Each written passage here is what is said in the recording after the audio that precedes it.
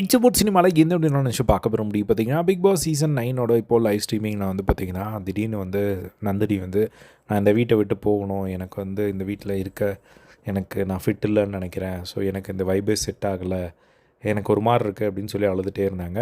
அது எப்போ நடந்தது அப்படின்னா, ஒரு கேப்டன்சி டாஸ்க்கை வந்து படிக்கிற ஒரு கேப்பில் வந்து நடந்தது. அப்போது வந்து கேப்டன்சி டாஸ்க்கை வந்து படிச்சுட்டு விஜய் பார்வதி வந்து கன்ஃபெஷன் ரூம்லேருந்து வெளியே வராங்க.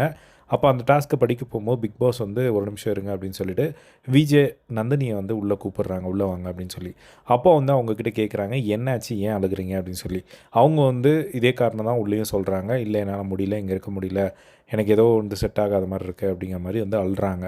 அதுக்கப்புறமா ஏன் காரணம் சொல்லுங்கள் அப்படின்னு கேட்கும்போது, அவங்க சொன்ன ஒரு காரணம் என்ன அப்படின்னா, இப்போ என் தம்பி கூட கூட நான் இல்லை, என் வீட்டில் வந்து நான் என் பெட்ஸ் மட்டும் தான், இங்கே நிறைய பேர் எனக்கு எல்லாரையுமே வந்து பிடிச்சிருக்கு, நான் எல்லார் கூடயும் வந்து நான் இப்போ வந்து பழகிட்டுருக்கேன், எனக்கு வந்து வெளியே போனதுக்கப்புறம் அது இருக்காதோ அப்படிங்கிற மாதிரி வந்து எனக்கு தோணுது.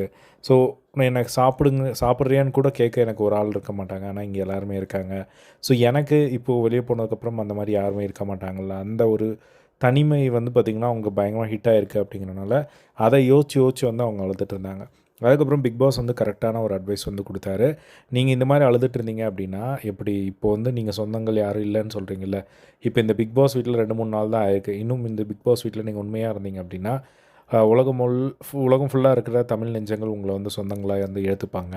ஸோ நீங்கள் வந்து இந்த கேமில் கான்சன்ட்ரேட் பண்ணி விளையாடுங்க அப்படிங்கிற மாதிரி வந்து அட்வைஸ் பண்ணி அனுப்பிச்சி விட்டதை வந்து பார்க்க முடிஞ்சுது. ஸோ ஆனால் பயங்கரமாக வந்து அழுதுட்டாங்க.